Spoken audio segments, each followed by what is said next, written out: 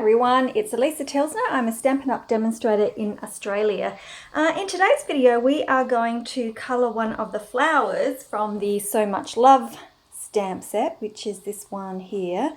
So it's just a great outline set that I think allows you to colour it in a variety of different ways, but we're going to use the blends for today.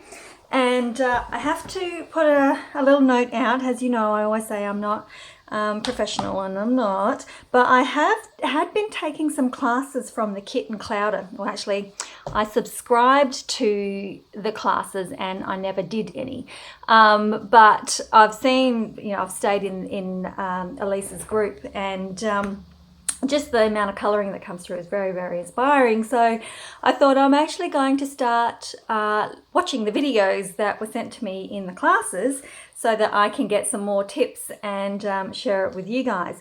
Now, Elise uses Copics, which obviously we don't have. We have our blends, and I want to be able to continue to use our blends and to be able to show you that you can colour using our blends like any other alcohol marker. I do realise that we have a limited amount of colours because the other ones have like a full spectrum of. I've not played with any of the other markers. I have to say that as well, so I can't compare. But I know that we just have our two colours, a light and a dark per colour of our Stampin' Up colours. So anyway, so I started watching the videos. I haven't actually coloured any of her tutorials, but I might, just so that I can pick up some extra tips. But I have been watching my classes. I've gone back through them all. This is like back in 2018, so I've had them for a while. So this was my first go. I'm going to stand up actually and bring them to you because I wanted to try and have a little bit of like shape to my colouring.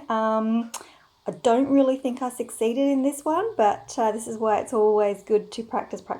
So for these colours I've used Flirty Flamingo and I've pulled out the dark Rococo Rose.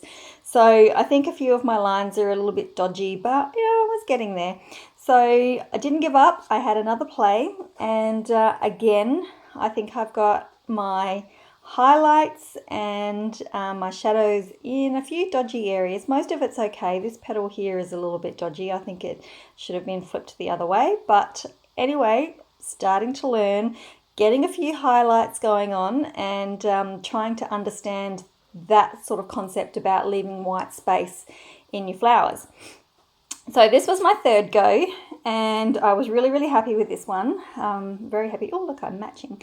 So I was quite happy with this one. I toned back because I used a lot of Rococo Rose in this one and less of the light one. So I tried to tone it back and use less of the Rococo Rose and more of the lightest one. So just to give that lighter, softer feel.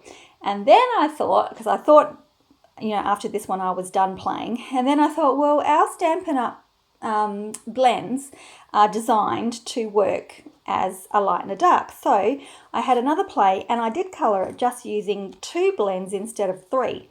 And so this is the look that I got. And I think I still achieved a fair bit of light and dark in my contrasting in my colours. So this is what I'm going to teach you. But if you're really serious and really want to learn, I highly recommend taking, I know Elise has a few free classes over on the Kit and Clouder site. So, all about, and it's not more that I want to learn how to use the blends, because I do know how to use them. It's just I more want to learn about light and dark and shade and highlights and that type of thing. So I can be a little bit more realistic in my colouring, I guess.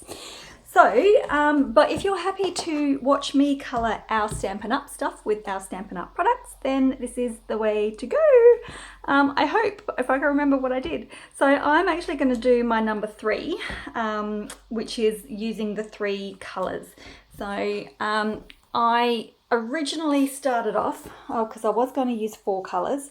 So this is light Flirty Flamingo, dark Flirty Flamingo, light Rococo Rose and dark Rococo Rose, but I sort of felt that this one here was a little bit out of place because it was quite bright compared to these two, so I just narrowed it down, took out the light Rococo Rose and just had the three colours here. So that is what we are going to play with. Sorry for the long introduction. Gee, it's a 5-minute introduction. I never do that long. Let's zoom in, press the right button. Okay, and let's have a go and see how we go. So I am going to start with my, hang on, I'm going to make sure that I'm in the right, make sure I get in the right spot, got to stay here. So using my dark Rococo Rose first, I am first going to draw in the shadow areas. So, and I explained this anyway in all my other videos. So wherever anything overlaps is where you pop it. And I'm going to try not to draw like I normally draw straight lines, but I'm going to try going on, watching some of the videos, just to just sort of dab it and make the tiny little brush strokes around instead, just so that it's not, I mean, it looks like a straight line anyway, so I really don't know why I would do that. But I want to try and keep it not so thick, just because I want more of the light colour shining through, and that will give me, because it's such a small image as well, that will give me a little bit of space to use my highlights. Now, also explaining how the flower works is like, you know, because I was a little bit unsure about this petal first, because I thought, well, nothing's underneath it, it's all over the top. But your shadow would be at the base. So we're just going to draw, and this one here, because this one's a bit of a funny shaped one too, so we'll just sort of just draw at the base. Okay, so I'm just going to go ahead and do that. I will fast forward and then I'll come back and explain the next little bit.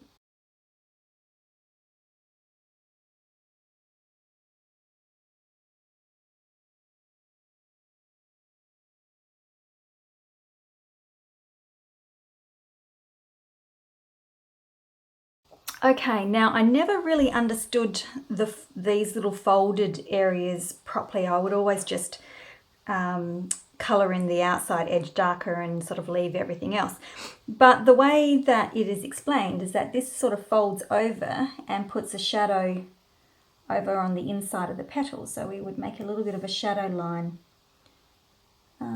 We want to deepen that area up. So like I said, Alisa is really super good at explaining all of that light theory and shadows, and so I'm not even going to bother trying because she's just amazing. I just you know, recommend to go and take her light source thing. Okay, so the next step is to look at all the individual little flower petals, and this is something that I hadn't done in the past either. So where there's a little dip, we just want to put a tiny amount of dark colour, okay? Not sure about this one.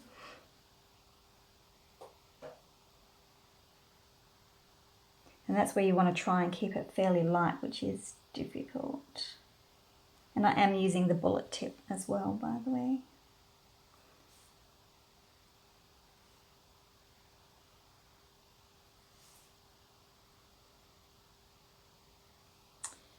Do I have them all?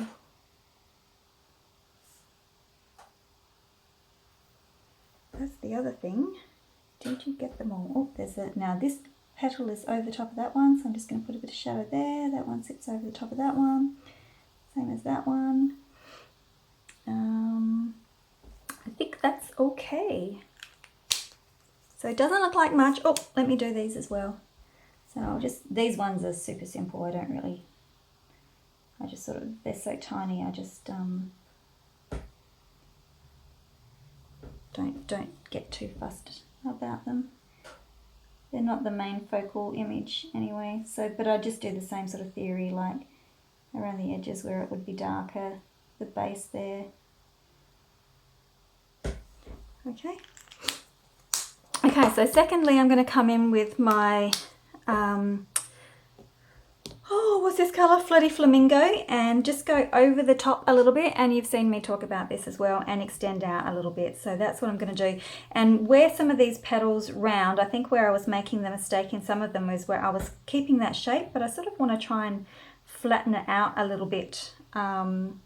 You'll see when I colour. So let's go ahead and start doing that. So just over the top, and actually I'm going to try and, instead of colour, I'm just going to try and do like little flicks. And I've got lots of noise going on outside. Alright, so I'm going to speed this up, and not too fast, but fast enough that you don't have to sit here and watch me.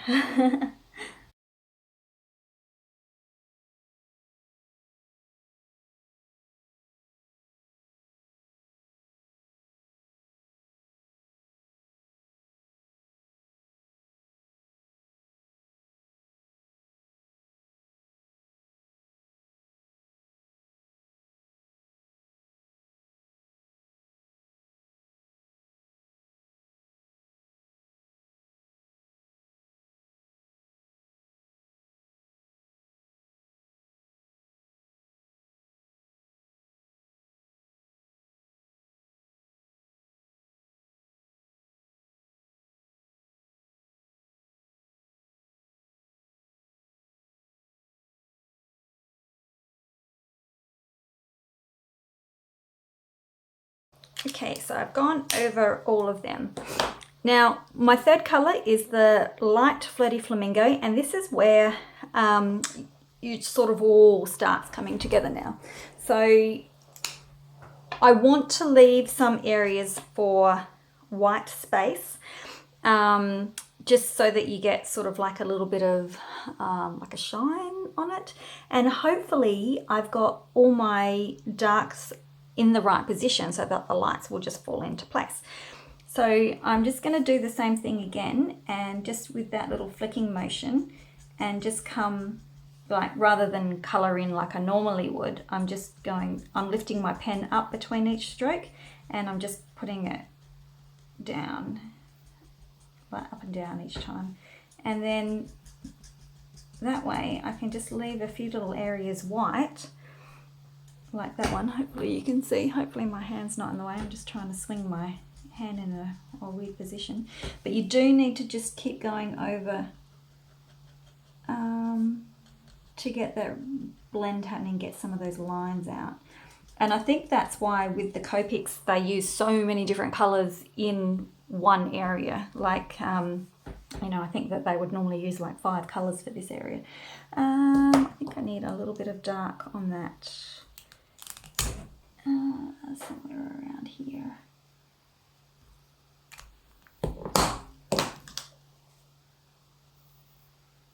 So just closer to the edge, you just sort of just leave a little bit of a white line. Doesn't have to be overly big, just enough to create a little bit of movement look. So I'm going to go ahead and complete all of that. Like, it only needs to be really, really just on the tip, I reckon. So I'm just going to go ahead and complete all of that, and see you back.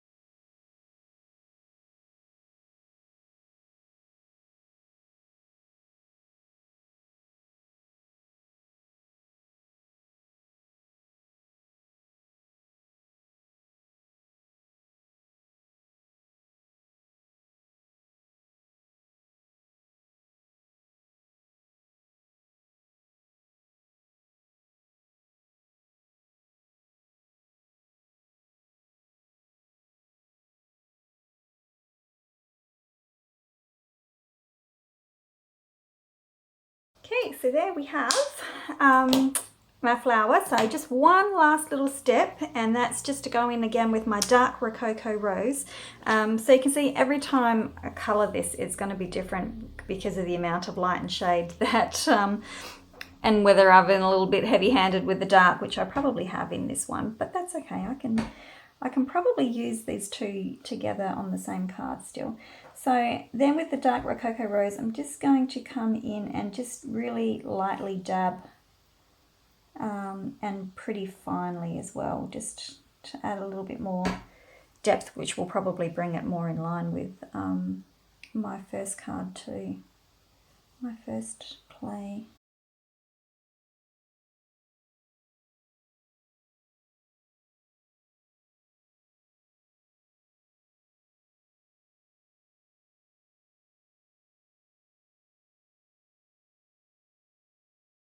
Right, I think I've done them all.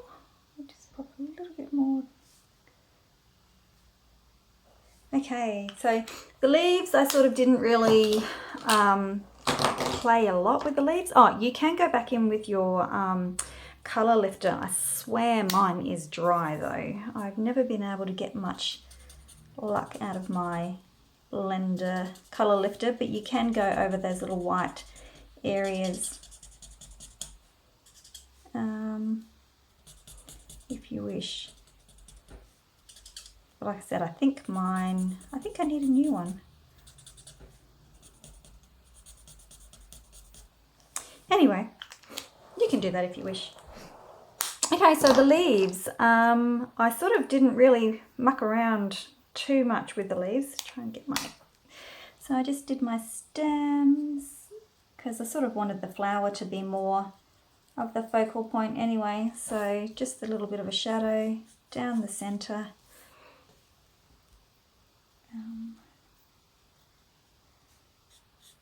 I know I should have taken a bit more care with them and figured them out properly, but anyway,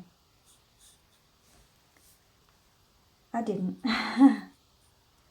So just really finely with those stems.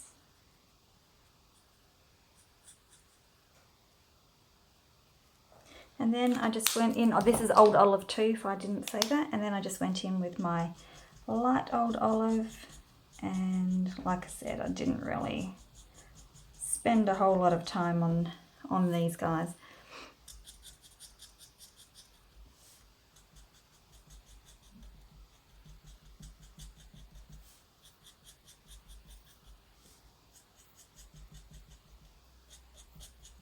So I have to learn how to colour leaves really well next.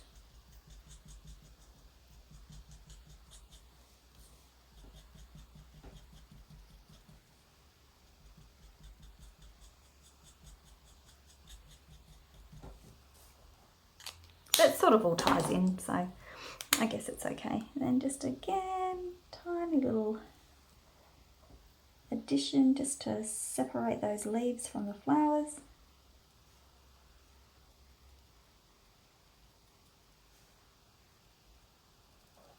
And there we have it.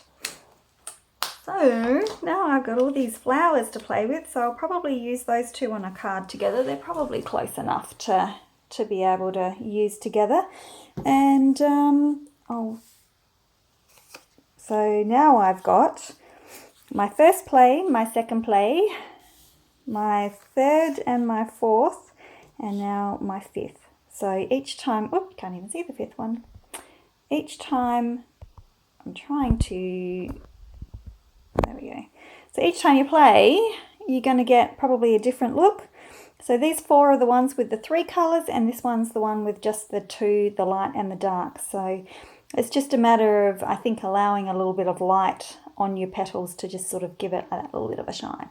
So anyway, I've got lots of cards now to make. So you'll have to go and check out my blog probably in a couple of days so that I can have some time to create something. But thanks very much for watching, and I do highly recommend going and checking out some of her free classes, and the subscription is there if you want it as well. And so thanks very much for watching, and I hope you've enjoyed, and don't forget to subscribe and hit the notification bell if you do like my videos, and then you can come back and watch them again. Thanks a lot. Bye.